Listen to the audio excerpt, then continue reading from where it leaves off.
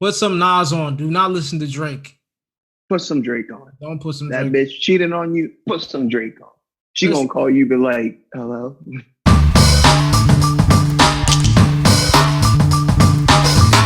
Yeah.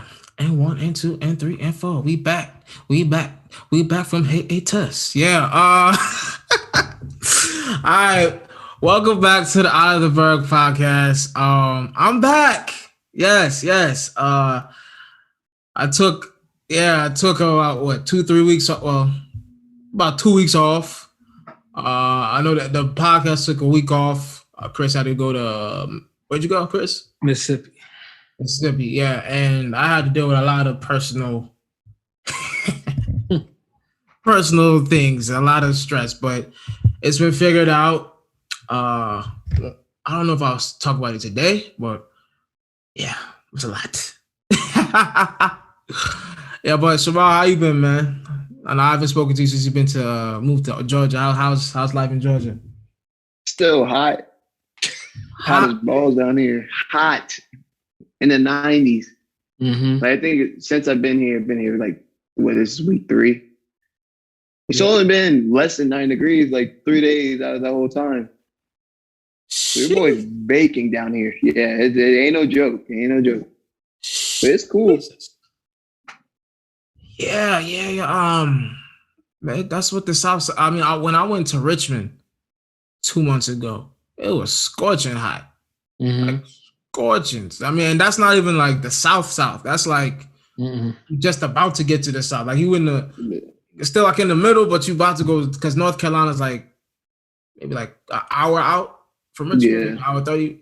So it's hot. So I can only imagine Atlanta, Louisiana, Miami, all those places. I wouldn't want to. But yeah. Anything else y'all been up to? You know, how was it? You know, how was your trip, Chris? It was a long trip. We visited some family in Alabama, Mississippi. It's hot there too. So I felt a little bit of what Shamar was saying. Visit the family, tried to stay COVID free, successfully did that. So that's cool. Yep. And then I came back to a very busy work week, and I was not ready for that at all. I feel that. I feel that. So I had to work a little extra this week. Yeah. I had to deal with, my car. I got recovered, but it was it was bad. It wasn't a repairable but bad state. I didn't even take pictures of it because it was that bad, but I got that situated last week. Got a different car, so I'm in better spirits. I also got vaccinated, folks. Yes, I got the first shot. I think a week and a half ago. Mr. Joe Biden, yeah. The government's not playing with this.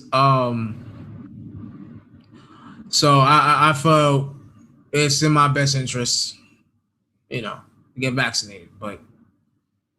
But also, people out there have been spreading a message about this vaccination, and people also don't want to take baths.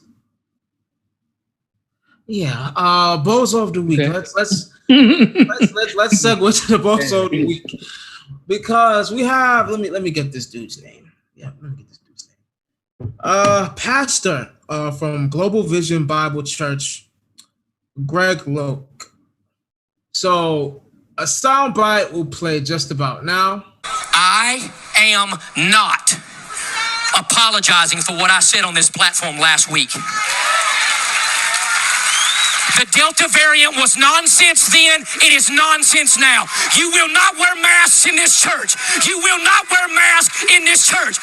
I'm telling you right now, do not get vaccinated. Do not get vaccinated. I don't care what you think about me. I don't need your money. I don't need your hand clap. I don't need more people on social media to follow me. All right, I think you would have heard the soundbite by now. Yeah. This man said, don't get vaccinated, while saying crack smoking demon possessed leftists are pushing the vaccination. Mm. Also said the Delta variant is false or fake or whatever he said in that clip.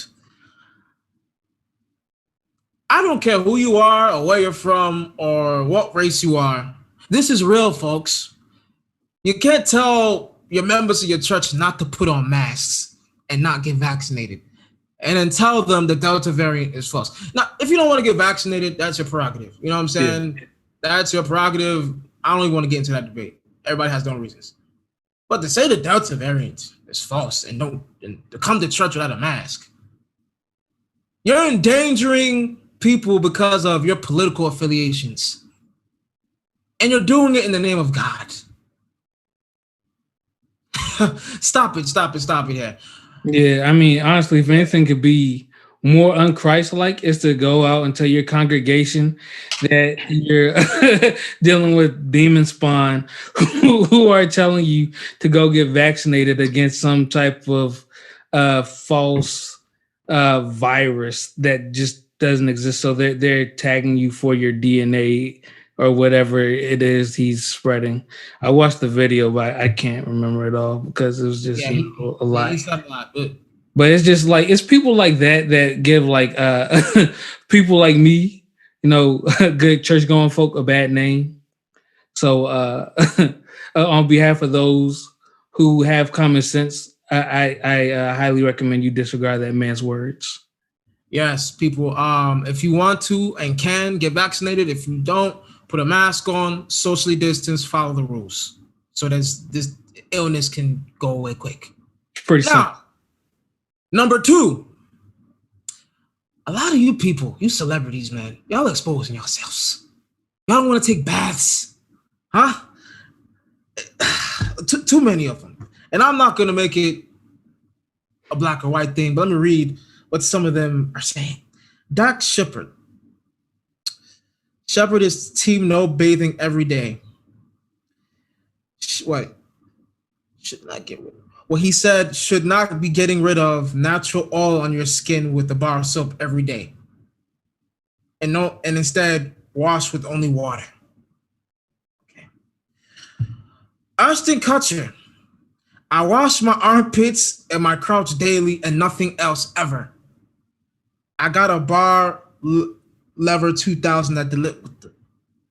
Okay. You see, all right. Mila Kunis. This is his wife. I didn't have hot water growing up, so I didn't shower much anyway. But when I had children, I also didn't wash them every day. I wasn't that parent that bathed my newborns ever. Okay. Wait. Go back. You said she didn't bathe her newborns? Yes. Came out the womb, just left it as it is. Okay, Kristen Bell, who also had her thoughts on what, what's his name, Ashton Kutcher and whatever said I'm a big fan of waiting for the stink. Once you catch a whiff, that's biology's way of letting you know you need to clean it up. There's a red flag. Honestly, it's just bacteria. Once you get bacteria, you got to be like, get in the tub or the shower. So I don't hate that what Conus and Kutcher was doing. I wait for the stink. Okay. This is the last of the people that don't bath. I'm gonna quote other people, but Jack Gyllenhaal, I think he played Mysterio in the Spider-Man movie. Remember him? I think so. Yeah. He was quoted in saying, I do also think there's a whole world of not bathing that is not really helpful for skin maintenance, and we naturally clean ourselves, but he does believe in brushing his teeth. Well, that's good. He also said, more and more I find bathing to be less necessary. Now, I am not like a whole list of people I'm never gonna go to their house though, because it's gonna be filthy. Yeah, I'm not the one to make it, a thing of race, but all the people that I quoted, We're white folk. No disrespect, but this is weird, and I don't get. But I'll quote a couple people that do take baths. Dwayne Johnson said he takes 3 baths a day: cold shower, a warm shower, and a hot shower. Terry Crews is quoted to say the same thing. And also, if you got, like you said, I'm not making it a white or black thing. Chris Evans, Captain America, says, I shower every day. I am a very clean person. So, why, I ask? Why? Like, people, please take baths, man. That's just you're supposed to take a bath every day, at least once. You dig? You don't wait till you stink. You dig? Like, I don't know who raised some of y'all, man. But you don't have to be The Rock. You don't have to be Terry Crews.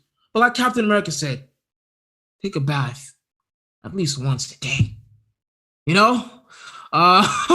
It's I think what you're supposed to do, right? Chris Shamar, like, I take baths every day. Yeah, I mean, I get, like, some people, like me and Clint said, like, some people can't get running water every day. So, like, that's a feasible thing to me, like, for somebody to live like that. It makes sense. But that's like the same thing, like, to me saying, like, well, I have to go outside and hunt my food, otherwise I can't eat. But you're living in, like, the suburbs. That doesn't make sense. Like, you have running water. You're paying for that water. You're just using that unused commodity to go to waste. And then, like, I get, like, I don't know, some people, let's say they don't bathe on, I don't know, a Saturday because they did nothing. This is not me. I bathe every day. But let's say they did nothing on Saturday, so they didn't bathe. Sure, fine, whatever. Just, I guess, chalk that off as your lazy day, whatever. You probably don't stink anyway because you did nothing. But you're waiting for the stink to come after you were sitting down and just sitting in your own everything for that long that you just stink. That's terrible. You probably have all type of bacteria on your body by that point. Yeah, and you're supposed, like, the most I've gone without taking a shower probably a day, and that's if I'm very busy. You know, granted. So I don't get it. Y'all are celebrities. Y'all have, I don't know what y'all be on. I honestly don't get it. You're supposed to take a shower every day. It's something that's supposed to be normal. Like, when I was hearing this, but yet again, I don't want to make it a thing. So, yeah, Shamar, any thoughts before I close out? I mean, I kind of understand. Not kind of understand, but I get where some of it would be like Chris said, like Mila Kunis, she's not white American. She's like Soviet Union. So like where she grew up in, like, I think she came to the country like in like around 15, 16, like right before she started on that 70s show. So for her, it's like, all right, I kind of get where you're coming from, because you're coming from maybe not third world country, but you're not coming from like the luxury you have in America. Right. Okay. So that's one example. But everybody else is like, I don't know how you can wait until you stink, because once you stink, it's like one of those things where it's like being dehydrated. Like, if you're thirsty, that means you're already past the point of like you've been dehydrated for a while, and this is your body finally telling you like, hey, you need to give me some fluids. So the same thing, like when you smell, it's like you've probably been smelling for a while, but now it's getting to the point where your body's like, hey, we got to do something about this. But also do get like, sometimes you do want to keep the natural oils on you, because you keep like washing them away, then you kind of lose something there. I'm not too big on that. Like, just take a shower, be clean. But I know like some people are like pretty like religious about that. Like, hey, keep the natural oils on your body, keep everything natural, which I get. Hey, to each their own. So that's why I get. But like, I couldn't go more than a day. Like, but that day, like you said, it had to be like a lazy day where like I didn't do anything, so there really wasn't a need for me to take a shower. But best believe that next day, I got to take a shower, just because then I'm gonna start feeling icky. Or even that next day, frankly, that like I wake up the next morning like, all right, let me take a shower because I didn't take one yesterday. And that's what I'm saying, because like even just like sitting in your clothes, like, because I'm assuming if you didn't take a shower, like you wearing the same pair of drawers, it's 2 days in a row. So it's just like, man, if I don't change these, like I stink now, bro. Like, like I stink. Hell yeah. You can't wear no Yeah. dirty ass drawers more than you can't wear drawers for more than 1 day. Like a day and a half, you can kind of get away with. 2 days, right? Yeah, you're not reeking. Yeah, when you said that reminded me of something I heard about Tory Lanez, but I'm not gonna really. Oh, he a dirty draw nigga. Yeah, there was a story about that. I was just like, he got the streaks.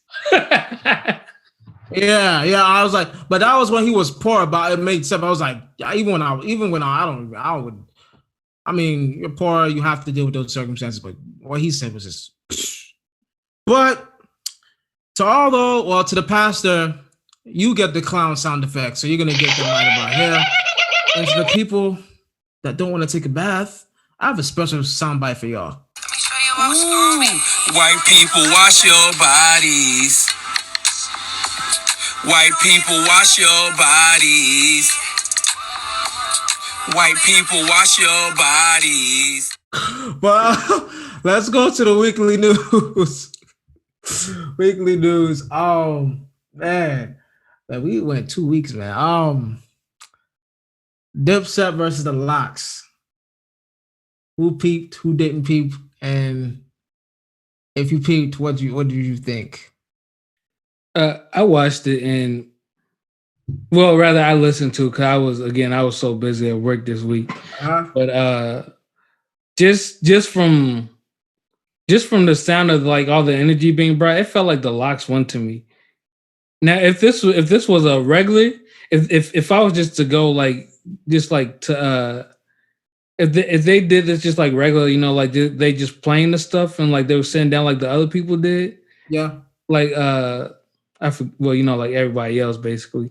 Yeah. Like I probably would have said Dipset because like I'm definitely more familiar with Dipset. Like I feel like growing up you hear a lot more Dipset on the radio than you did the Locks. At least for me. Yeah. And I didn't know about the Locks until I started going on YouTube really. Yeah. Cause I mean like that was the only way I you really get that type of music because it wasn't gonna really play that much on the radio, at least in comparison to Dipset. Dipset's movement was preferably bigger when they drop. Yeah. Yeah. But I don't know. It just maybe it was just like the energy. Maybe it was the way Jada was talking, bro. I don't know. That stuff. It felt like they felt electric to me. So I feel like they won. Chris, you are right on them. I watched the whole thing thoroughly. Dipset got washed. No, it wasn't. It got washed, obliterated, destroyed. Like it wasn't even close as I thought it would be. I thought I was going in as a tie because I'm like I'm into the hardcore rap. That's the Locks, but I'm also into the swag rap, kind of like cool. They still lyrical, but they cool Dipset. So I was like, oh, it should balance out. This should tell you that, like, when it comes to rap, stage presence matters. Yeah. The Locks was spitting stuff, all of their lyrics. They weren't playing records where the lyrics are playing. They were spitting all of their lyrics to the point where all the members knew each other's bars. Mm-hmm. And somebody on Dipset was like, yo, they cheated. They actually saying it. That was funny. What did Cam say? Cam was like, this ain't no SOBs. What y'all rhyming for like that?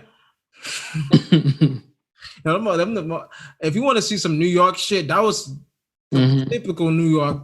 And then at the end, they almost shut it off because there was too many people on stage. Yeah, too many niggas got on that. Too many got. I thought they was just saying something at first because I wasn't looking at it, and then I heard I'm just gonna assume he was a white dude come up and was like, "There's too many people on stage. You have 1 minute to get off." I was just like, "Oh, this is real."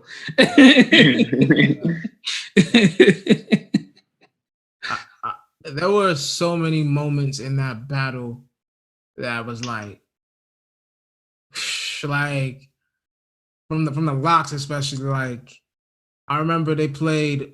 Cam had Welcome to New York City with him and Jay. He played that. Then he said, "You ain't got no bigger New York record." and Jadakiss played New York, Mm-hmm. which I rule is fat. And then you can see the difference because the crowd, when he played that record, was into it. And then the part where, like, I really think Dipset, it was confirmed that they lost. I think they played Hey Ma. I think, yeah, they played, and then Joel said, y'all ain't got no lady records. And then the Locks played their records with J-Lo, Mariah Carey, and Mary J. Blige. Oh, like I was like, oh, niggas.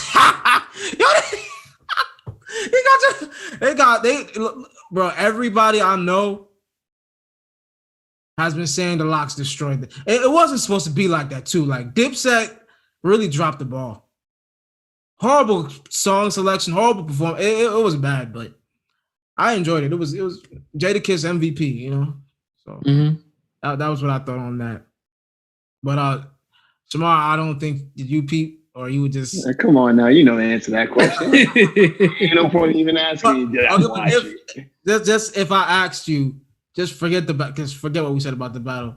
If you had to pick one group, to be honest with you, I'm not really familiar with either one as a group. Like I know members, like I listen to Cameron, I listen to Jada. But like as a group, I wouldn't say I'm familiar with the music as a whole. Okay. Like it's more like probably more familiar with Dipset because they played on the radio more. Yeah, Dipset's movement was like a movement. Like the Locks was just attached to people. Like Bad Boy. Yeah. And then they were with the Rough Riders, but when you think Bad Boy, you think who? Biggie, and you think Rough Riders, you think DMX. So but Dipset was Dipset. But yeah, that was that. You know, that was definitely entertaining. But speaking of rap and Nas, he dropped King Disease 2. If I've listened to this like 6-7 times already. Oh wow! I could give it a proper review, but Chris, you peeped? Yeah, I listened to it 2 or 3 times. Yeah. Okay.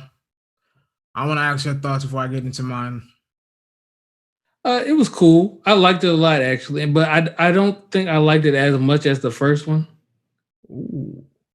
I felt like that first one resonated with me more, maybe.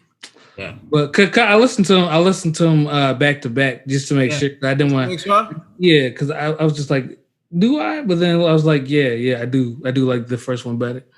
And there's no real particular reason. I just felt more. I just liked that first one more.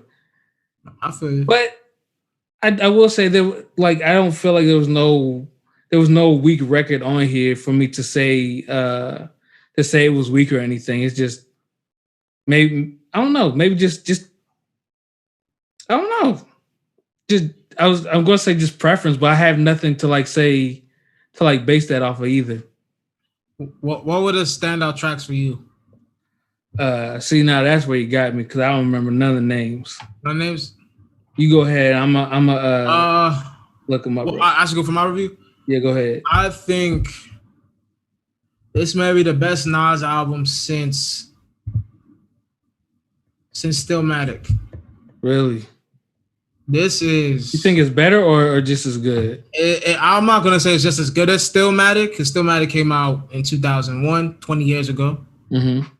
But this is it's better than the first King's Disease to me. This was way more. So the first King's Disease was very cohesive, production, everything, song structure, everything. This one, they took it to another level. I didn't think it would be this good as I didn't think they would top the first one, but from the first track, Pressure, to all the way to Nas is good. No skips. Lyricist, and then Lauryn Hill, man. Yeah. Lauryn Hill has potentially one of the best verses of the year. And then M, people have been debating the Nas and Eminem who had the better verse. I personally think it's kind of a tie. I think M was more technical. I think Nas was more of his delivery and his flow, and the way he came on that record was better. That's fair.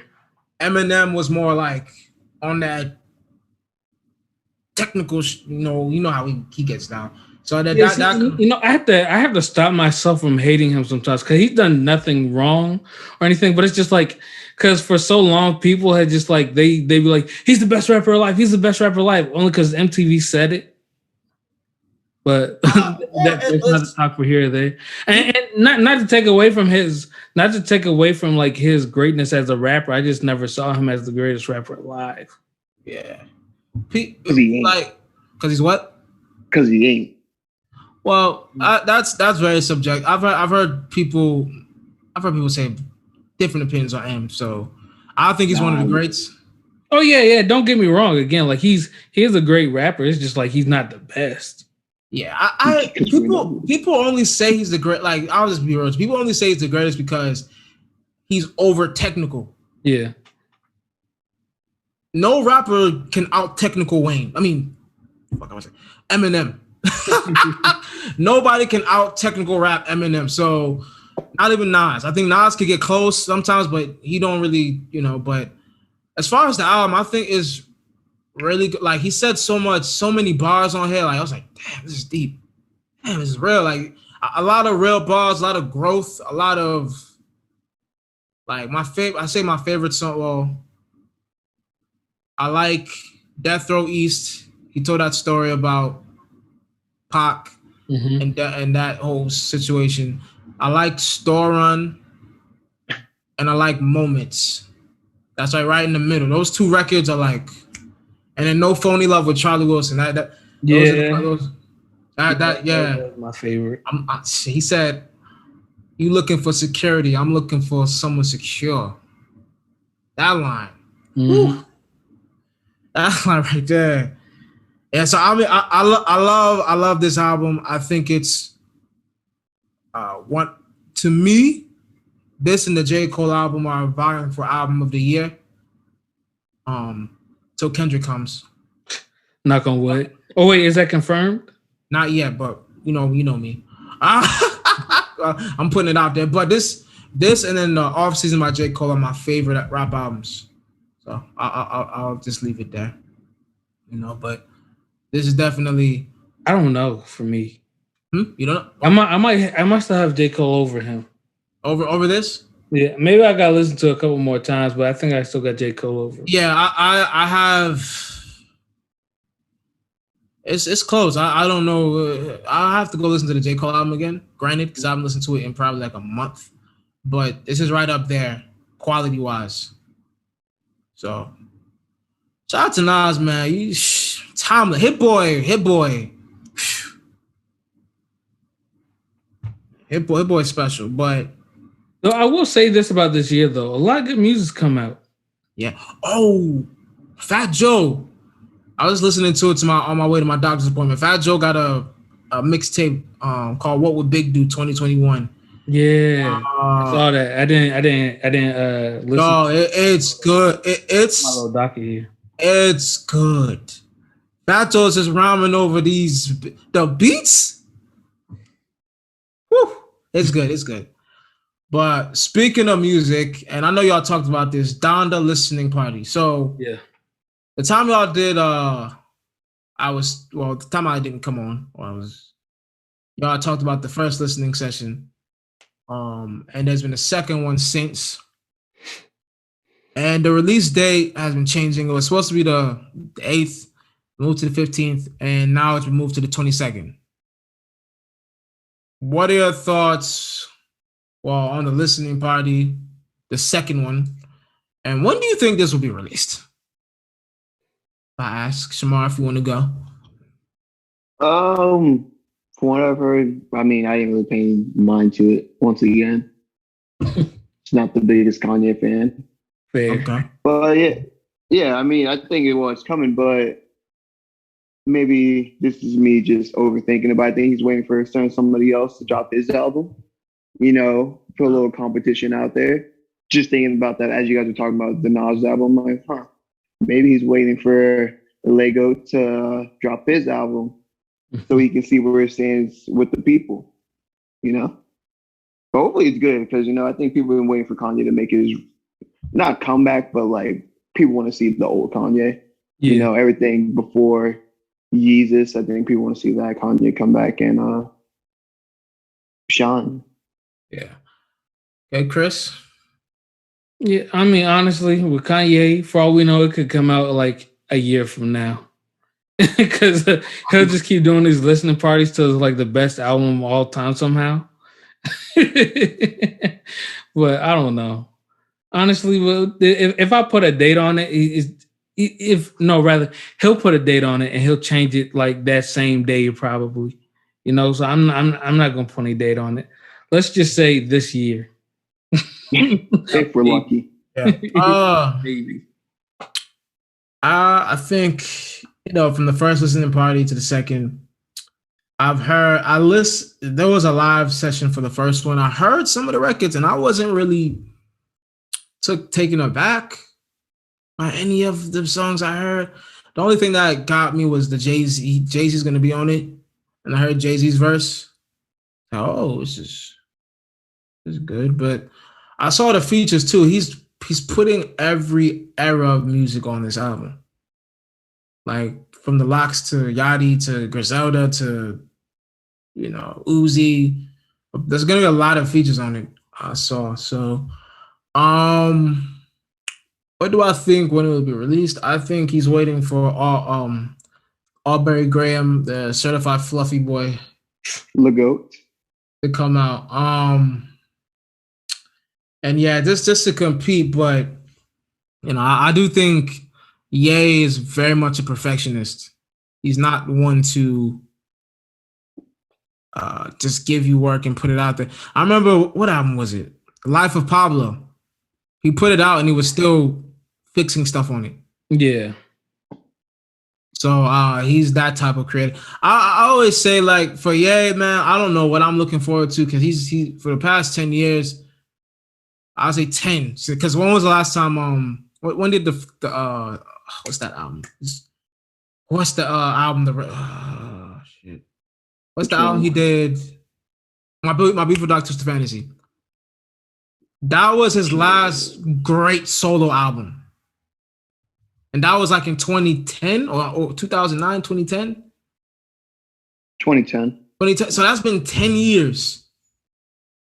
So I really think this one, he has to show out. It's named after his mom, granted, so hopefully, but I'm not putting too much stock in it's him and that other guy, because we're gonna segue to the certified fluffy guys right now.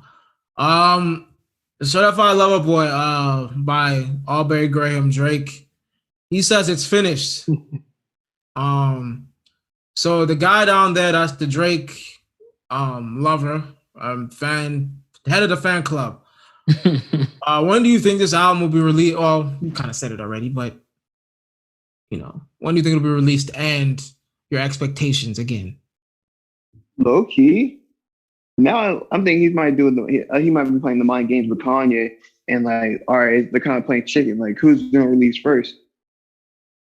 Because at the same time, they both were like, I mean, everybody's been saying like, oh, the summertime Drake's gonna drop. Maybe he's waiting till the end of the summer to drop. I guess that kind of entails what type of album it's gonna be. Because you would think if you drop at the beginning of the summer, it's gonna be a lot of shit that you're gonna hear at clubs, like a lot more party music. You feel me? Like that summertime vibes, shit that you play, get the party going. So who knows? I mean, it's almost cuffing season. So that could entail on what's to come on the album. It's just me throwing out a little bit of just guessing, and you might be an album that Peter doesn't like, whereas him more doing singing instead of the rapping.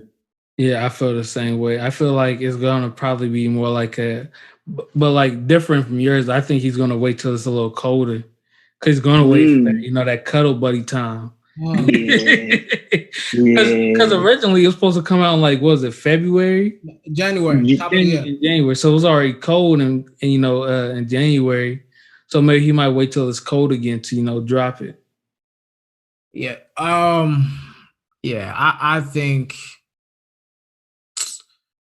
boy, oh boy, Drake. I don't know the name. I already told you the name. I don't really like the name of the album because it kind of tells me what the stuff he's going to be on.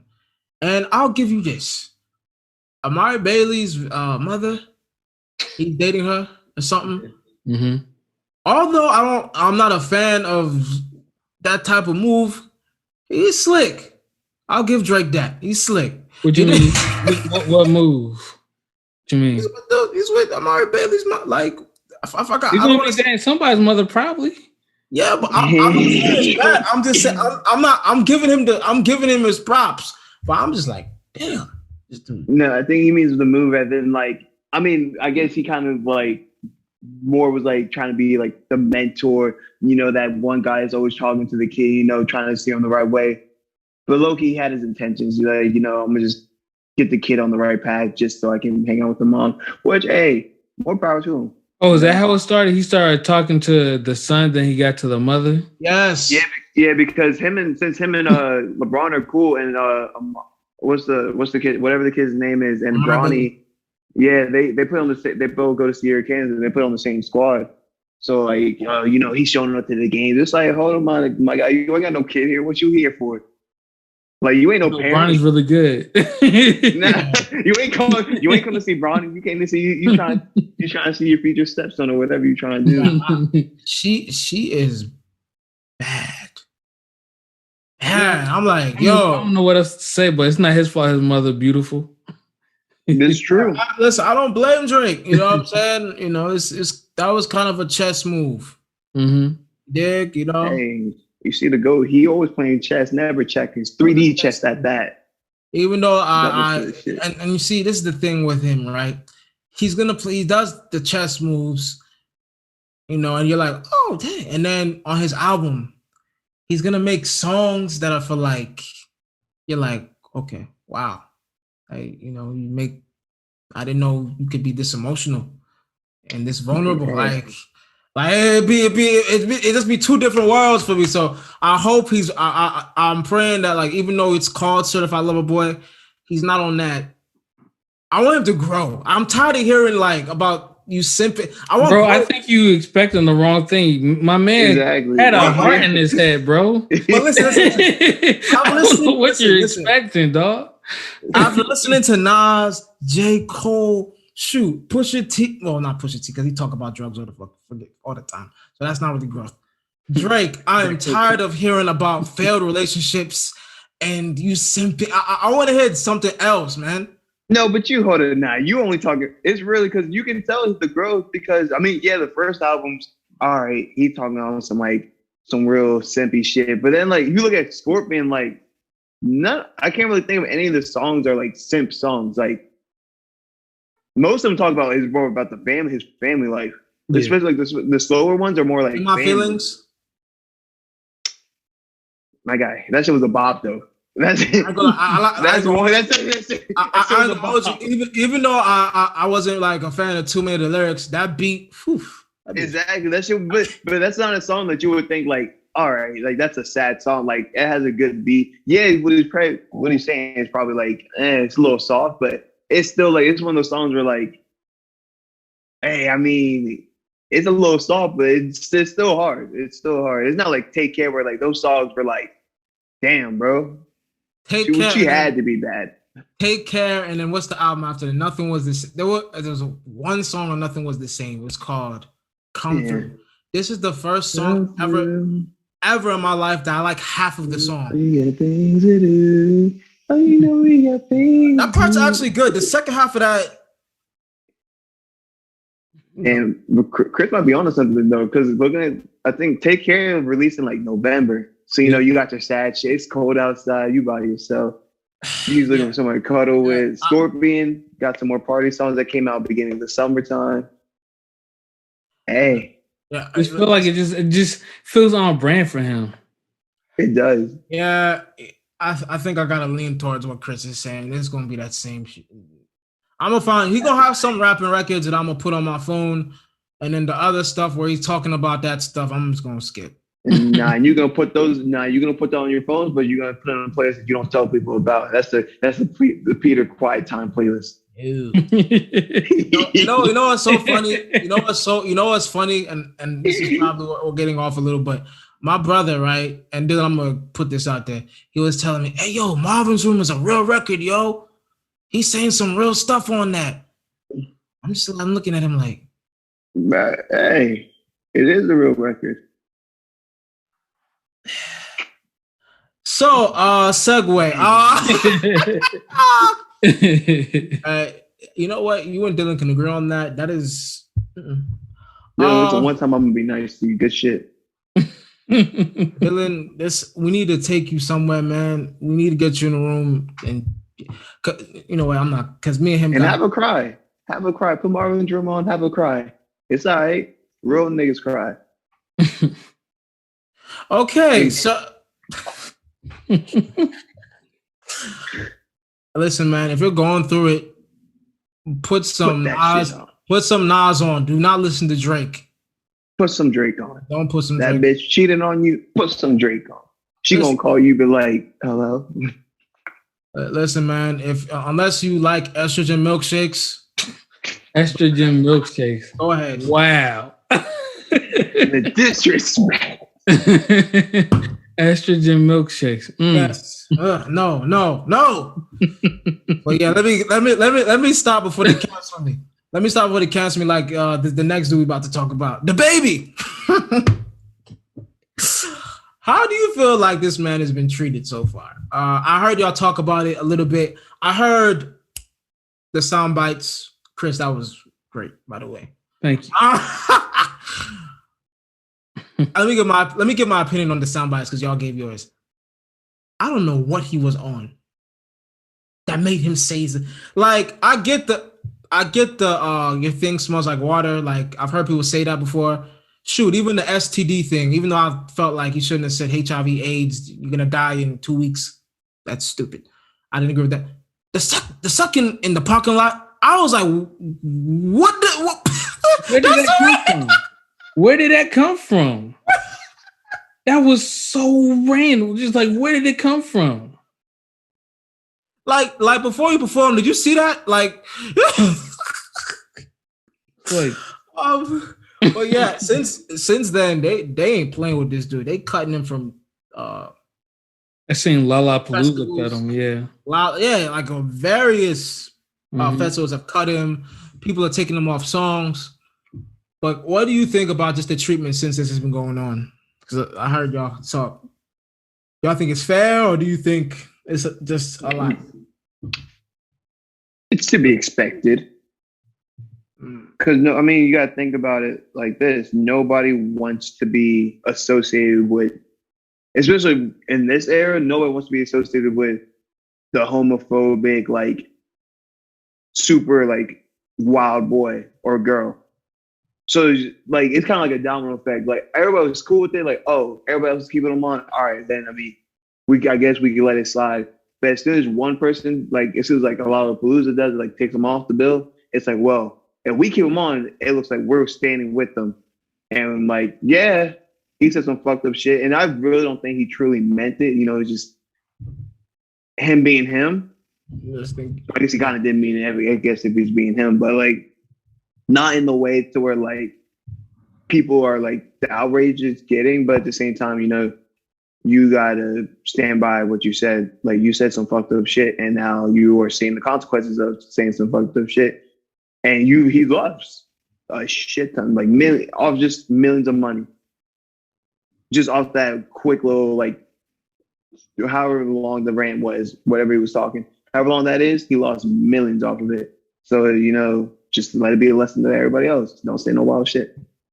Yeah, and like, again, like, not only was it random, it was just, like, completely uncalled for. And, like, it's for somebody like him who kind of, like, doubled down on everything he says, no matter what. I feel like that's the only way he's gonna learn, like, something. Like, and beyond is it fair or not, it's business. Like Shamar was saying, like, nobody wants to be associated with that. So how are you going to teach somebody that be like they're going to double down on everything they say, no matter what, other than like hurt them in the only way that you can, because you can't verbally hurt him. He doesn't care what you say. You're not going to fight him. This man will literally drop you, or he'll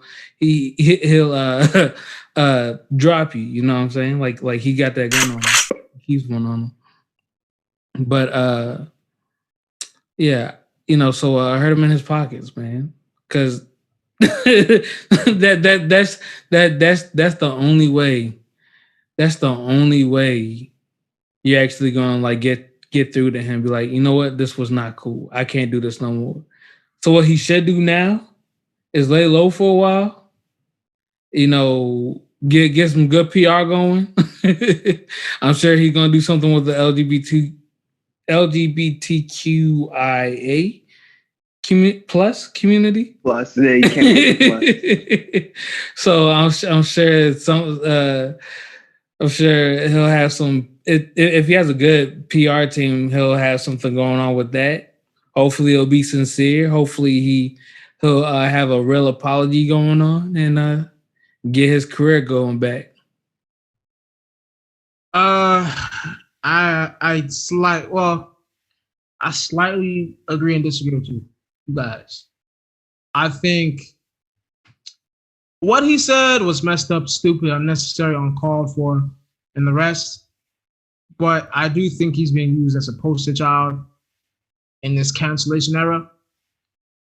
I think that we need to really figure out how we react to things, because if you're saying you're gonna, cancel somebody or take something away for what you say, there have been a plethora of artists that have said things in music publicly that you don't cut like that. So if that's the standard, be consistent. Yeah. And also, I think, fine, what he said was messed up. But do we have to, what is better, having a dialogue with him or cutting everything out? What is going to help? Because I feel like if you just take everything away from him, that doesn't help. That doesn't stop. It just says, hey, you can't say. It doesn't really help him know what he did wrong. Because even now, he don't even know how to apologize. He don't know how to apologize. Like, I've seen the two apologies. He don't even know what to do. Yeah. Right. he was so lost in trying to apologize that he just like doubled down on basically everything he said in those apologies. Because go ahead. Now go ahead, Peter. Go ahead. I also saw like artists like Questlove, all these people coming for him. I'm like, Madonna and the rest. I'm like, okay, fine. Why can't y'all call his PR team, have a conversation with him, but y'all go online to bash him? And when they do it, the festivals and everybody will be like, well, the public, the big celebrities, they don't like this. So yeah, let's cut. Like, to me, it's very unfair to Dababy. I'm not defending what he's saying, but when you make a mistake, there has to be dialogue. It can't, especially if you said something wrong.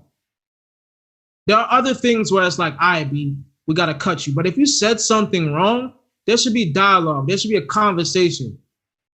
You don't just take everything from him. Like, if we were raised that way, what will we learn? Like, growing up, if we were raised that, like, in that sense, would we be who we are if our parents didn't explain to us our mistakes and they just punished us? Like, that's my problem with it. You really, like, because like if we grew up like the way we grew up, Wait, hold on. So you think through this whole ordeal, nobody, and I do mean nobody, has talked to him about this? Because I feel like somebody has. He just probably doesn't listen to it. Because somebody probably talked to him. That's the reason why he had like those 2 or 3 apologies he did. He is, but he is. People are probably talking to him, but it doesn't help when you have more celebrities coming to bash you. It doesn't help. That's what it means to be in public light, though. You are that stardom at that star level for a reason. But it is. But if you come out to bash him, does that help the cause? No, I'm not saying that helps. I'm just saying. But that's my issue. But that's my issue with this. I don't think it helps. It just says, hey, you can't say nothing about them. I don't. Well, on that, I think like the Madonnas and I think Elton John also came out and said something. I think it's more them just trying to like get a little. I mean, when was the last time you heard anything about Madonna and Elton John before this? Probably a while. So I think they're just trying to like hop on the wave and get a little push themselves and try to be like, oh, we're the flag bearers of the LGBTQ plus community. So I think that's what on that part. And like you're saying, yeah, it's right. Like they should, instead of like trying to cancel him, because if that's the case, you got to be consistent. So if he can't say anything about homophobic, then like most of these rappers can't be talking about all the killing they do. Like where is the line of like, you can't say this because it can either hurt or offend or like legit, you can get somebody hurt because of what you're saying. So I think that's the big thing. It's like, where's the line? You got to find some form of consistency. So, but like you said, what he said wasn't right. And I mean, the canceling, it sucks that it happened to him, but like, I think you do need to show other rappers, like, I think most rappers have more common sense to know not to say that, especially like at a live performance. Like if you said it if you're just joking around, like you're making your album, whatever, and then you're saying it, I think you would have more people like, whoa, wait, my guy, relax. Like you're saying some wild shit. We can cut that easily. But if you're saying it live, especially because I feel like you probably had somebody off stage like, yo, wait, look, yo, my guy, like stop talking. What are you doing? Like trying to figure out like, yo, cut his mic. Yeah. I promise you, there had at least been like a couple people trying to cut his mic as he was going off that little spiel. Yeah. So it's not like he doesn't have people around him that know better, but it's like one of those things where it's like, heat of the moment, he just started talking this shit and he got to pay the price for it. And it's like I said, it sucks that it's happened to him, but it's just one of those things. And it should be an example for everybody else, like all rappers, up and coming rappers too, because he's still technically up and coming. Like now he's kind of starting to settle at where he's at. But like up and coming rappers, like don't say no wild shit because you do not want to fuck with your money. Because if you do, they will, all that money you just had, it will keep you gone with a snap of a finger. Yeah. And also I feel like it's also because like the perception of him is that he's not stupid in the sense that he's not like a Kodak Black. Like I can almost bet money if Kodak Black said something like that, we wouldn't be talking about this right now. Like, nah, he's from Florida. Like Kodak Black literally just looked like he just going to say something stupid regardless. They wouldn't care about cutting his mic because he's going to say something else like 5 minutes later, like warranted. I'm glad you said Kodak, right? Because Kodak a couple years ago got in some heat when he said that thing about Lauren London. Yeah, and he did. He made a song called Expeditiously Dissing T.I. That's how stupid. That's what I'm saying. Like people know he's not smart. It's not a secret. You ever see? You just gotta look at him and be like, bro, yes, it's that Florida water. I wouldn't say all that smart. He gonna come and find me? I get it. I would find me. I would Kodak. Listen, man, I've learned that shout out to Kodak, man. We don't want no problem. Yeah, shout out to Kodak. He was cool. I fuck with Skrilla, all that. But still, he he just looked like, if I saw Kodak, if Kodak was walking past right now, I'd be like, what the fuck is wrong with him? He looked like he had something wrong with him, but that's all right. Though he's still making his money. Get your money, my guy. Yeah, got a little love this one. I ain't gonna hold you. I've been trying with him, but he just acts off every time. It's just off. But I mean, I get what y'all saying about Dababy. Like he does have to pay a price. I just think it's OD. personally. Like I said, man, like you can punish somebody, but you gotta like have a dialogue. And I don't think that's happening. So hopefully the baby can learn from this. I hope the people in this camp can figure this out. Cause boy, oh boy. I think Chris Brown said something about this. He's just volatile. You know what? Just do your show, shut the fuck up, and leave the stage. That's true. Honestly, if Chris Brown can get out of his situation, anybody can get out of anything. Yeah. And if Chris Brown is giving you advice about scandals, you gotta look at yourself in life. You might as well listen to that man right there and just do what he says. No shade, but Chris, you haven't been the best behaved dude. But that man hit Rihanna and it still has a career. Bro, he just had multiple women. He was beating on Carucci too. Yeah. Carucci had to get a restraining order because this man was stalking her. And then he had a video where he was like, if I love you, I'm not gonna let it go. I'm gonna stalk you. I'm gonna make your life like he's crazy. That was a real video? Yes, there's a real video of that. I remember I think I saw a parody. I think I saw a parody of that. I didn't know that was based off a real video. It was real. And then what else did he do? He did him and Tyson Beckford had a back and forth though. He said he was going to smash his baby mother and beat up his kid. He said some wild shit. Smash his baby mother and beat up his kid. Hey. And then right after that, he came on cue. He tweeted, "Nah, it's my bad. I'm light skinned. I'm always in my feelings." He tweeted that right after. But that's not some stuff you just say. That's a horrible excuse. You can't be that light skinned. I'm gonna smash your baby mama and beat up your children. What? Yeah. That's wild to me. And then he wants to pull out the light skin. Hey, dog, you something else, bro. You can't pull that shit. Control how you feel, brother. Like, I do think he needs some type of therapy and some. Yeah, clearly, you need some. Your skin color does not, dictate. It doesn't justify. I go at them all the time, but nah, B, relax. relax out here. But we'll speak on some other scandal because it's coming up. But NBA talk. I know it's the off season has started and there were a couple moves. My Bulls have improved, so no more jokes, Shamar. Y'all still some shit. Well, tell DeMar DeRozan that. Hey, he was great when he was in Toronto. You see what happens when we got rid of him. Listen, man, he's a Bull now. He'll be all right. But what do y'all think of the offseason moves? Any moves that struck your eye? My favorite move was Schroeder. Well, with the he is now unless it's changed since the last time I've seen, he is now currently looking for a position to fill because he signed to the Celtics. Okay, he did sign to them. Was it for $5 million? 5.9. I seen that. I thought okay. I'm just like, that's a big cut from what the Lakers offered him. I'm just saying. My boy, was doing pretty good in the playoffs, and he got too cocky. That's the game you gotta play. I mean, you bet on yourself. He really bet. I don't know. Some of these can't really bet on himself and lost heavy. Yeah, he bet on himself.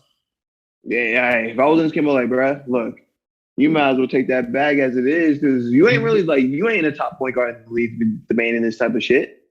No, but exactly. Like he could at least took that money, but like, I'm gonna take this. I might get 2-3 good years here, and then they gonna never. I would say I can win another 2 rings. You win 2. If you win like 2 more rings, even if he wins 1 more ring, he got one with last year's squad, right? No, he came in because Rondo was a point guard, right? Yeah. So, bro, you would have got 1 ring. At least you can be like, all right, I got a ring. I've been on a championship team. Then you can start throwing your weight around. You ain't winning shit your whole career. Like I ain't never heard. Man, in no type of 6 man of the year debates. None of most improved. I think he was. I think he was. My Okay. bad, dog. 1 year for OKC, he did go off. I forgot which year, but he was coming. That's why the Lakers initially traded for him Yeah. because he was coming up. He was really good, but More of the story, you dummy. yeah, I feel you on that. But he thought he had more than proven himself to the point where he's like, nah, I need more than that. But you didn't. He wanted $100 million deal from the Yeah. Lakers. Yeah. Well, this man thought he was Chris Paul. He ain't lead no team to the championship. Yeah, so Bro was like, I'm Oh. superstar, man. I don't know what y'all talking about. All right. Like, nah, you not though. You definitely not. yeah, what were some moves that I liked? Obviously, the Bulls, Lonzo Ball, Yeah. DeMar, Caruso. Yeah, I think we made a couple. Y'all honestly surprised me. Y'all surprised me a lot. Y'all look really good right now. Yeah, I'm gonna wait to see how it puzzles out, but I like our moves. Who else made moves? Was LA? I mean, the Lakers made moves when they brought in Westbrook, Melo, brought back Dwight. Yeah, You know, they got the retirement home going over there. oh damn. Hey, yo, we're gonna be the strongest retirement home ever. All right. Yeah, I think I don't know about the Westbrook fit for LeBron, but Yeah, see, and that's why I really didn't want that. I was really looking forward to Buddy Hield, because Buddy Hield, budding talent, only getting better. I felt like he would have been a great fit for a stretch the floor a little bit, take some shooting pressure off of LeBron, because Buddy Hield, that's what he's there for, is shooting, So, but hey, I mean, I'm sure they can work out something with Russ. I don't feel like it'll necessarily be as bad as we think it may be, because Russ said they talked already about some stuff, so we'll see. I don't know. yeah. I think for me, I look at your roster, Mm-hmm. and I was looking at it, I was like, you got guys that can shoot, but there's a thing with like LeBron-led teams, and I don't know why. If there's a certain period of time when like you gotta be at a certain level of like mental strength to play with LeBron, because I've seen people, and he'll have shooters that they normally can shoot, but in the playoffs or like pressure moments, because y'all was going at Danny Green, KCP, all of them. They all have moments where people just destroyed them because they couldn't shoot or make shots in crucial times. So that's the thing. 3 for 18. Yeah, so that's the thing with LA. Although like Malik Monk, who else? Who else did you guys get? We got Malik Monk, we got Melo, Hello. we got Russ. You re-signed Thornton. That Tucker Thornton did. Kendrick Nunn, right? Done. Kendrick. And who else? Let me look at the roster. White. The roster here. Was that it? Because I know y'all signed more shoot. Trevor Ariza. Okay. Oh yeah. Wesley Matthews, Horntuck. Okay, you guys got some shooting. Wesley Matthews. Veteran shooters. Danny Green was a veteran shooter when he was on our squad. So. Yeah, Kent Bazemore. So y'all got shooting there, but I'm just very like, okay. In specific times when you need those shots. But then also that Russ, that's gonna be the biggest thing, Russ and LeBron. That's gonna be honestly, I think it's gonna work out better than what people expect it to be, because now you gotta think about it where LeBron doesn't have to bring the ball up the court. Yeah. Just let Russ do all that. And then he doesn't have to work as hard on defense, because Russ will, you know how Russ will get. Especially, let's say they make it to the finals, they got to play Brooklyn. You know how he's going to be locked in. You already know he's going to do his part either on Kyrie or Harden. And then boom, all right, we'll put 80. No, we'll give LeBron 80. I don't know how you want to match that up. But they also, the good thing is they also got defense guys. So you got like an Ariza, a Wes Matthews, guys that will lock down on defense. Melo, we'll put him on the worst defender. We'll put him on the worst offensive guy so we can hide him. But then going down the court, don't matter who brings the ball to the court, you can spread the floor a lot better. Let Russ just go crazy, let him go to the rim, kick it out, boom. You got shooters all around you. So I think playoff-wise, it's going to be real good for them. They just got to, I think the regular season is going to be time for them just to get a feel of, all right, where are people best at, play, where are the best placements in, the lineup. And Russ does make big men better. Yep. Yeah. Yep. Also, yeah, I think the Lakers will definitely be top 3. Probably the favorites.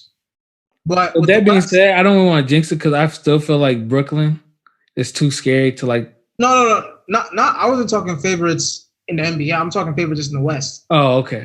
In the West, yeah. I mean, who else other than Phoenix and maybe probably Nuggets? The Nuggets, yeah. Other than that, other than those 2 teams, I can't think of another team that would. Luka can only do so much. Dame can only do so much as an individual. The Clippers, I mean. Kawhi's out though. Kawhi's gonna be out for this. Yeah, he's gonna be out for the majority of the year. I don't know when he's coming back. Oh shit! Well, yeah, that's the thing. The Clippers, you never know. They are such that's sick. Y'all be Paul George just have the greatest career year ever. The team that just came to my mind, the Golden State Warriors. That's all right. Yeah, okay, never mind. Is Clay back? Is Clay back this year? Yes. Clay will be back. Steph will be there. Draymond. Okay. Then Wiseman, solid. And they're trying to. Apparently, they may be looking to go for Ben Simmons, which honestly, I don't know how that's. You know what? That'd be interesting, though. Go for Ben Simmons. I want that. That might be interesting. Yeah, because now Ben Simmons can actually be the dominant, the ball dominant point guard because he has shooters all around him. Exactly. He doesn't have to be a shooter anymore. He can be a pass first point forward, I guess. Point forward, yeah. He could be like that Rajon Rondo type where let him dictate the flow of the game, and then Steph and Clay don't need to dribble the ball to get off a shot. Yeah, and then just being around that, he probably get more accustomed to shooting because he'll be left open more often. Oh yeah, shit. He'll probably be knowing him, he'll probably still be scared to shoot. Well, I don't know. I feel like it's also part of the atmosphere too, though. Philly, I'll say this: Philly is not a place for everybody. Not everyone can make it in Philly. Philly is a different animal. Golden State they'll probably be very nice and catering and give them hugs every day. No, but that's how they were in Philly. So that's what reports said. That's the kind of reason why Butler left because they babied Ben Simmons to the point where it's yo, that's true. You can't. You're not lying.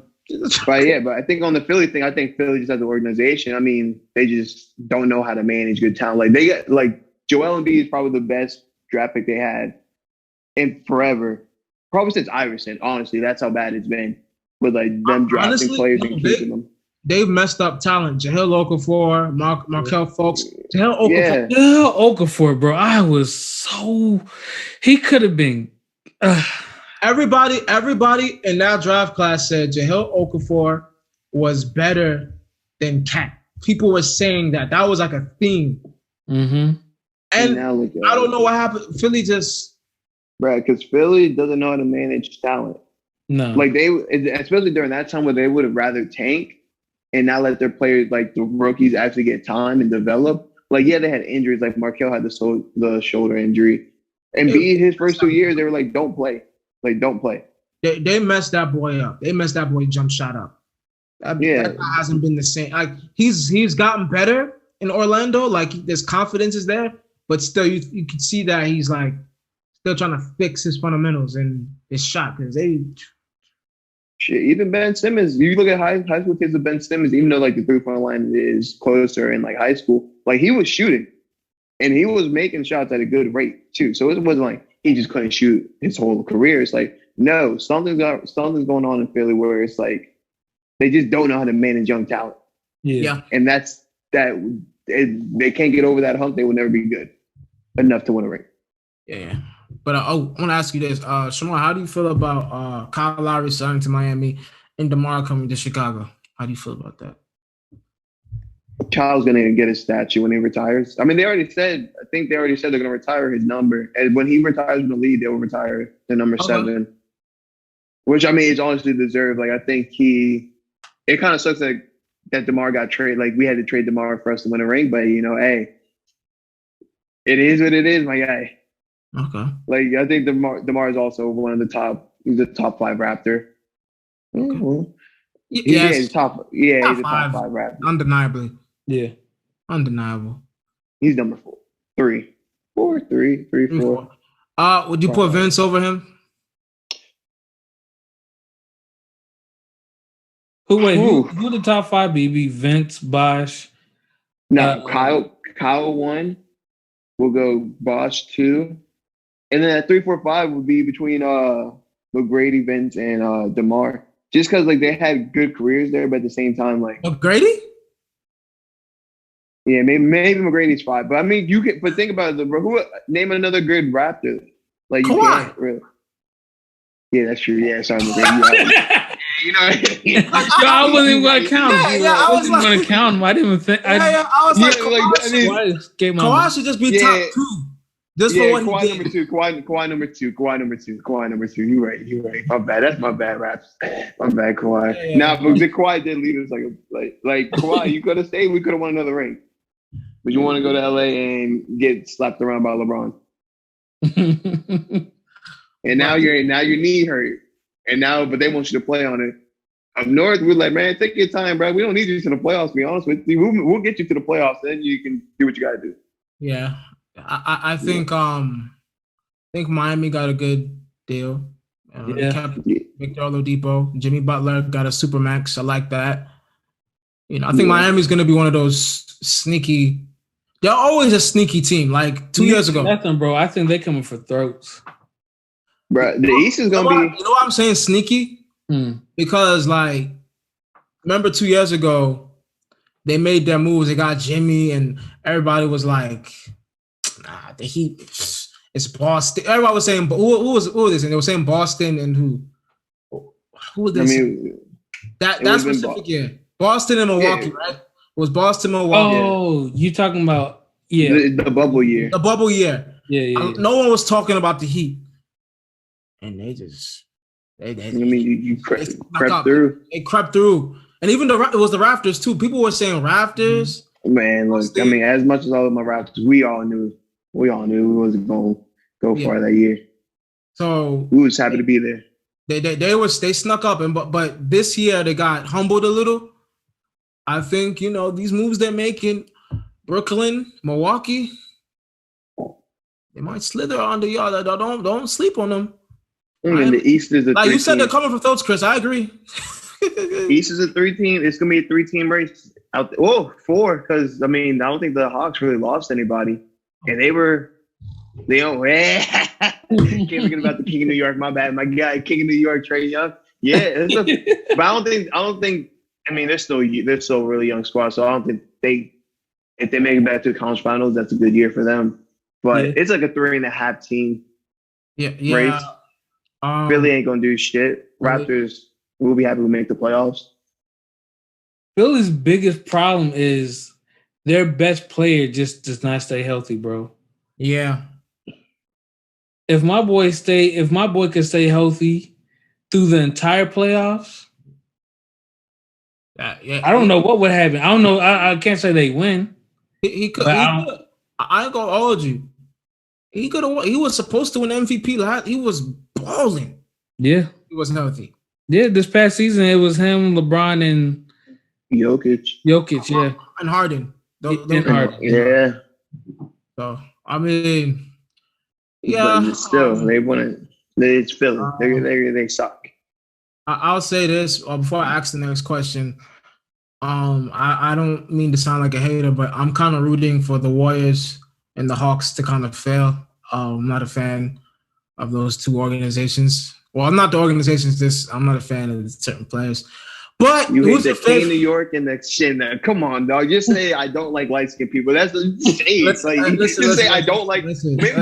I think you guys specify. I don't like light skinned basketball players. I think that's the true root of the problem. It's not light skinned in general. It's just light skinned basketball players. Zach LaVine. What does he play for? So Zach LaVine didn't play for the Bulls. What Zach LaVine Devin play for the Booker. Hawks? Devin Booker. Right, you named two light skins out of the whole league. LaMelo Anthony. Lonzo Ball. You say LaMelo Anthony? No, Anthony, right? Yeah, he combined the names LaMelo Ball. Lonzo. All right, whatever. The same person. LaMelo Ball. I'm a vet. Listen, he's struggling to find light-skinned people to root for. Listen. I just don't root for three of them. It ain't no beef. They're gonna do what they're gonna do. Nah, 4. You don't like Kelly Oubre either. Come on now. Yeah. Don't look. We can go through the whole chat and find out all the light-skinned basketball players There's you don't only like. 4. I guarantee we can really go through that group chat, but there's probably more than 4. Okay. Maybe, who knows? But look, just say I'll say this. Steph, I'm gonna be real. Steph, Trey, and Clay, it's just stupid basketball banter. Kelly Oubre, I just don't like. I'm just not I don't care for Kelly Oubre. And I don't even got to do with none of that. I just don't like Kelly Oubre. But enough of that talk. Who's your favorite to come out the whole thing? Just before we get into the next thing. Favorite come out on top? Yeah, to win the whole thing. I feel like it's just a safe. Well, I mean, of course, I want my Lakers to, but like I feel like it's still a pretty safe bet to say the Knicks if they're healthy. Nets if they're healthy. New York, you see the King of New York gonna win the ring, right, Chris?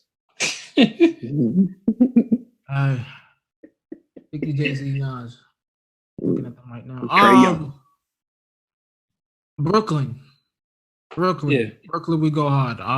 It's hard. It's hard to like if they're healthy, it's hard to really see them like fail, unless like again, like I said, like I guess 5 episodes ago at this point, if they shoot themselves into a grave or something. Yeah, I respect the Nigerian Greek Freak. I thought he won the right way, even though it was survival of the fittest. But he survived because he was even hurt. Yeah, but made him stronger. Brooklyn, but if Brooklyn is rolling on all wheels, man, he ain't winning no ring. Ain't nobody. I like Russell Westbrook, but Kyrie, Harden, different. AD, I like you, but Harden, I don't know, man. Those 3 just seem a little bit more deadlier. Yeah. But yeah. Speaking of deadly people and being cautious of those type of deadly situations, PJ Washington and Brittany Renner. Mm-hmm. We were talking about this off camera. It's a come up. Yeah.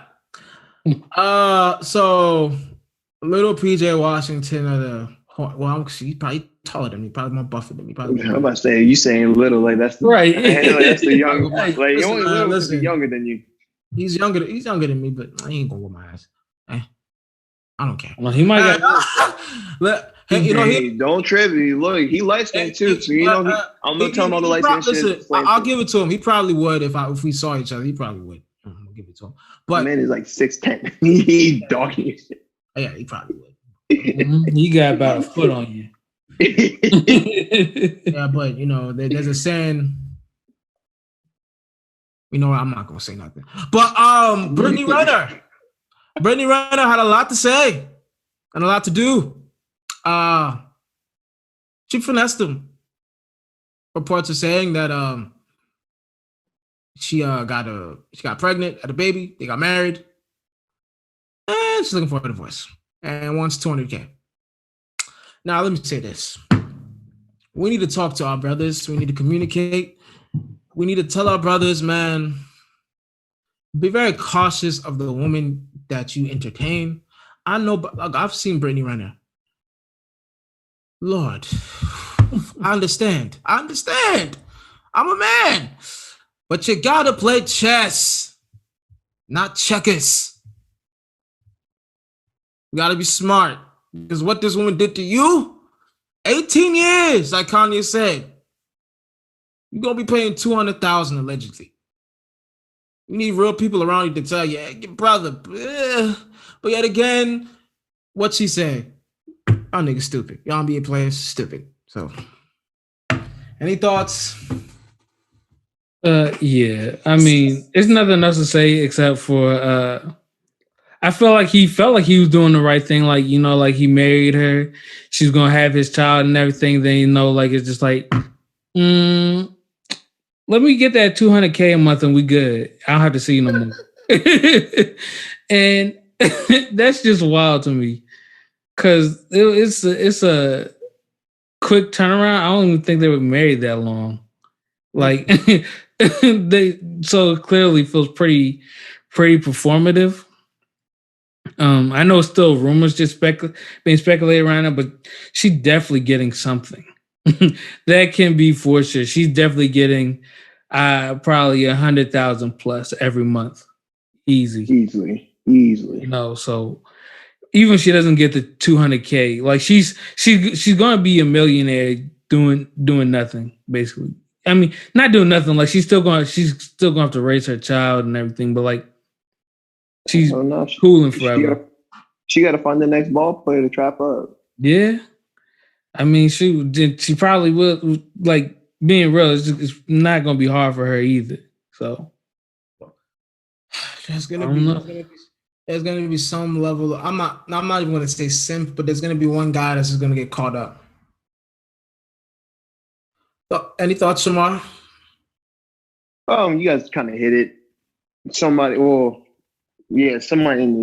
his team or in his corner should be like, hey, you can have your fun, but do realize you're not the first celebrity she's messed around with, and you won't be the last. And he probably thought like, nah, I'm gonna be the last one, maybe, or maybe he just, you slip up one time and it, this one time cost you. But oh, go ahead, my fault. I was gonna say no, because like I mean, there's been reports where like she's been talking to him since he was in college. Mm-hmm. So she's like 29, about to turn 30. He's about to turn 23. So that's 6, 7 years age difference. So do you guys see a problem with that? As in like, because let's say if the roles reversed and it was a guy doing that to a girl where like, or like the Tiger Kylie situation where like, they're together but not together, or they're at least talking. Red shirt. Yeah. Yeah, like now is that a double standard where like if guys do it, we're creepy and we're pedophiles and we're just like ain't shit? To when like I mean you've seen I haven't really seen much of it, but there's probably ladies out there that are applauding her, but like, yeah, get your bag, sis. Do what you gotta do. Like now do you guys think that this is a double standard, or like I don't know if that's I think to a certain extent it is but I think with men the thing there's a difference is that men they're when they plot like that, it's just strictly sex and they just giving these girls money, which is creepy, whereas the woman, she's gonna wait it out, position herself, act like, not to say act, but like say, oh, I want you. She's gonna get into the guy's head. He falls in love, gets her pregnant, boom. I think it's different. It's different in a way. No, I was just gonna say honestly, that sounds even worse though. That's an entire mind game. So it is. So I'm gonna say like, yeah, that is bad because like she was definitely talking to him since he's been at least I think it was like 17 if I'm doing my math correctly. Yeah, either 17 or 18, but either way, not to the age where like you've been an adult long enough to where like you know how to maneuver around in the world. Right. Like you're just fresh out of high school. Like I think we can all say we were still dumb coming out of high school. Like nobody was like, oh, I know I got everything figured out. Shit. Even right now I can say personally, like I still don't got shit figured out. We was still dumb after college. Yeah. Yeah. Dumb in college too. Yeah. It's, Very dumb. Right. I can speak for myself. But And dude's 22. So he sees some beautiful lady come up talking to him like that at, let's say, 18. Just, to be fair, like of course he's gonna jump on that and try to do everything he can to be like, yeah, we could do this, we could do that, and she's gonna go along with it, like, tell him how charming he is or whatever. And of course he's gonna fall for that. He might have had teammates tell him like, hey, bro, she just wants you for this or she just wants you for that. And he'd be like, nah, I've known her for a while. She she's probably since he's so young, she's probably like his longest girlfriend, So he probably he probably was like really like head over heels, like in love with her. And he did the whole thing, like he probably even over romanticized their relationship because there could have been signs, but he wouldn't know because again he's young, he's 22 and he's been with her for a while. The thing with me is, during that period, this is the thing where like I'm kind of like little sketchy about him too. She wrote a book about, and it's public record. She wrote a book about being with Trey, Chris, Colin Kaepernick, and the rest. So it's public record that she's been out there like that. Was she still talking to you? Because he could have been like like how sometimes you see like those memes would be like the girl be like, well, I can change him though. He was probably like, I could change him. I'm going to be the one that changed her, though. I'm going to be the one that caught her, though. Sorry, Chris. This is so fun. But am I right, though? You're right. You're right. Yeah. You're right. You're 100% right. But it's so funny because he's going to learn the hard way, bro. Oh. He just did. Yeah. I would say, or it could, like, not saying maybe they weren't in a relationship I think they like had something going on, but I still think it could have been like he just slipped up one time, but all it takes is one time for you to get caught. So that could also be like a puzzle situation. Maybe like they both know, like, all right, I mean, we fuck with each other, but maybe not enough to like be dating or whatever. That's just like, that's the thing. It's like, hey, fellas, young fellas, you know what you got to do. Wrap it up. Wrap it up. Mm-hmm. That's all. Like, hey, just to be frank with you, just wrap it up, right? Because you don't want to be caught in a situation like he's in, and you're not making money like he is. Like, he has to give it $200,000. Yeah, it probably like I couldn't tell you how much money he makes really, but that's still. It might just be a drop in the bucket for him. It could be a big penny. Who knows? But for you, if you had to pay child support, just know you're gonna feel it. Mm-hmm. You're gonna feel it. Yeah, like I co-sign what Shamar says. Please don't be, rest in peace, DMX, but don't move like DMX was with these females. Put on a strap till you know this lady is trustworthy and you can really trust her. Because they're plotting. She has a video of her saying, athletes are stupid. That's an easy check. That's a come up. But like you said, Chris and Shamar, they gotta learn the hard way, right? Yeah. So Yeah, it sucks. Yeah, it sucks. Well, that's it for the show today. Coming back off hiatus. I think we did a good job today, fellas. Yeah. Yeah. So what do I just say right now? Well, you can catch us on all podcasting platforms. Apple Podcasts, Spotify, Google Podcasts. We will be on YouTube 3:15 Monday. The episodes will be on podcast services at midnight Monday. And as far as our socials for the podcast is Out of the Berg on IG, Out of the Berg Pod on Twitter, my personal on Twitter and IG, Kofi Pita, Pita on IG, Pita Kofi on Twitter. Chris. You could catch me on Twitter at BigChris_57 and on G at Everybody Loves Chris. Mr. Shamar Moore. You can find me on everything Sham_Wild12. And if you don't like anything I said today, you can speak to my manager. You can add him on Instagram at Melo, MELO. It's the blue check, so that's how you know it's official.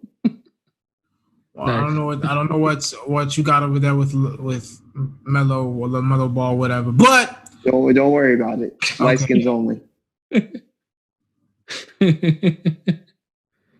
Shout out to Blade, Wesley Snipes, Don Cheadle.